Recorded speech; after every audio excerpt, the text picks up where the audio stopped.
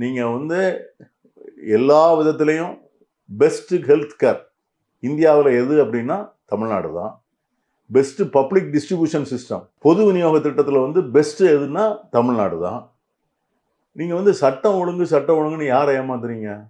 சட்டம் ஒழுங்கு வந்து இன்னைக்கு தமிழ்நாட்டில் இருக்கிறது. உன்னுடைய புள்ளிவரத்தை பாரு. இப்போ ஒரு சப் இன்ஸ்பெக்டர் போனார்.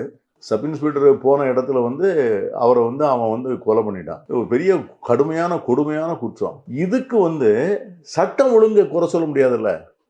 எங்கேயோ ஒரு நடக்கிற ஒரு கொலைக்கோ இல்லை எங்கேயோ நடக்கிற ஒரு பாலியல் வன்புறுத்தலுக்கோ வன்புணர்வுக்கோ அரசாங்கத்தை வந்து குறை சொல்ல முடியாதுல்ல. மேஜர் லா அண்ட் ஆர்டர் நாடு பூரா ஒரே பற்றி எரியுது. அப்படிப்பட்ட ஒரு சூழ்நிலையில் இப்போ வந்து நீங்கள் எடப்பாடி சொன்னார்ல 13 பேரை எனக்கு சுட்டது யாருன்னே தெரியாது. அந்த மாதிரிலாம் தவறு இல்லையே. ரெஸ்பான்சிவ் சீஃப் மினிஸ்டராக தானே இருக்கிறாரு. ஒரு சம்பவம் நடந்தால் உடனே ஃபோன் பண்ணி நான் மன்னிப்பு கேட்குறாருல. ஸோ இதை விட எப்படி உங்களுக்கு வேறு என்ன கவர்மெண்ட் பெட்டர் கவர்மெண்ட் இருக்கும் சொன்னேன். ஆர்டினரியாக நான் கேட்குறேன். ஆஸ் எ காங்கிரஸ் மேன் அதெல்லாம் விட்டுருங்க. ஆகவே எனக்கு ஒன்றுமோ இந்த கவர்மெண்ட்டுக்கு ஒரு ஆன்டி இன்கூமென்சி இருக்கிற மாதிரி தெரியல. ஸோ கவர்மெண்ட் வந்து 2 பாயிண்ட்லையும் ஜெயிக்கும். பெர்ஃபார்மன்ஸ்லையும் ஜெயிக்கும், ஐடியாலஜிக்கல் ஸ்டாண்ட்லையும் ஜெயிக்கும். நல்ல வெற்றி பெறும்.